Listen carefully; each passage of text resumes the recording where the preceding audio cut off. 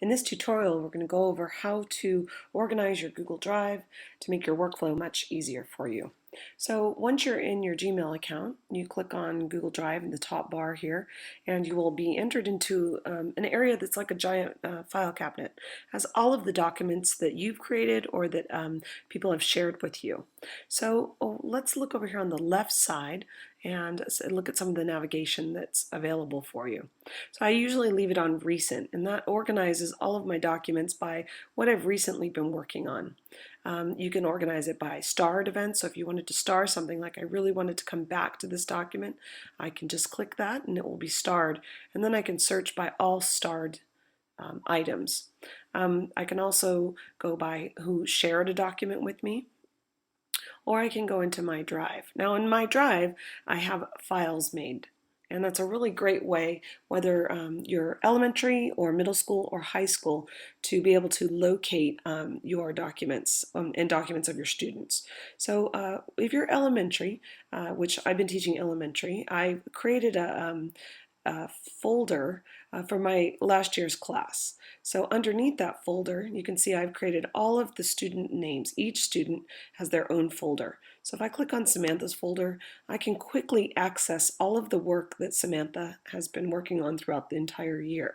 That's one way to locate assignments by the student. Now, if you're middle school or high school and you have like 100 plus students, that might not be as convenient for you to be creating all those folders. So you may be organizing yours by periods. So if I click on period 1, and then within period 1, I can click the down arrow, I would assign and create folders by my activities that I've created. So the colonial reports, for example, were done in period 1, and then I can collect them all here. Now you can see the drive is empty right now. I don't have any colonial reports in my folder. So let's go search for them.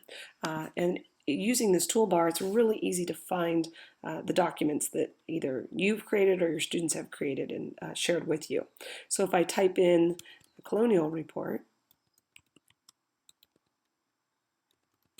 actually, yeah, look at, I have a bunch of period 3 colonial reports.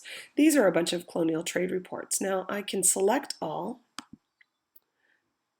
and just sort of slide through if anything came up that doesn't belong there. They look like they're all colonial trade reports, except for I don't need to be putting the folder inside the folder. Then I can take the action of moving. I want to move these. I'm going to click on period 1, move it to colonial reports. So I'm going to move all of those in and move. So now if I go over to period 1, to my colonial reports, you can see all of those documents are now filed in there. Now, let's start from the beginning though. If you don't have a file made, what you do is you create a folder. I've been calling them files. And let's say I'm going to call this period 3. I need some demo documents with that. I'll select create. And now under my drive, I should see period 3. Oh, let's make sure that it is, I think I created it in the wrong spot. I'm going to drag it into the drive, make sure it shows up there. There we go. Now I want to put some students' work. It's much easier if I just put in colonial report, all of my different class periods would show up. But if I just wanted to find period 3 colonial reports, I can type in period 3 colonial report. And the students who are in that course are there. Now if I select all, it's quicker and I can just unselect ones that came up that shouldn't be in there. Again, I click on this file, move to, and this time I'll select period 3 and move. Now I go back to my drive and let's make sure they're there. If I go into period 3, there are my colonial reports. Now I could organize these. Again, I'm going to put all of these into a new folder because, period 3, I'm going to have lots of activities and lessons we're going to do. So new folder in period 3, and I'm going to call this colonial reports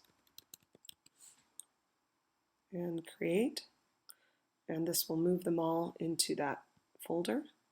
Let's double check that. So there they, now I have to select them. So good review. Let's select all of these except for the folder. And we will move to within period 3. I put the down arrow. I'm going to put them in colonial reports.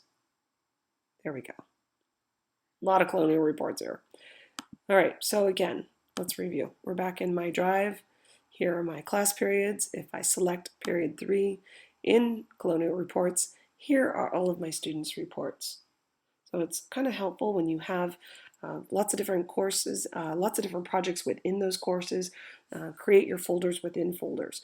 Now, one thing you probably notice is that the naming conventions, or how students name their documents, is extremely important. So let's review that very quick before we end. If we're going to be creating a document, you have to instruct your students in the very beginning of the year how to do this. Select Create Document. And at the top left, where it says Untitled Document, they will click on this. They will type in period 3, their name, John, and the assignment name. We are really working on these reports. And then select OK. Now at this time also they can share this document so that they can change the privacy setting, or they can just add my email address in here so it can be shared with me. I don't want them to notify me via email, otherwise my inbox is going to be inundated with lots and lots of emails, and we want to have this so that it's selected that I can edit as well.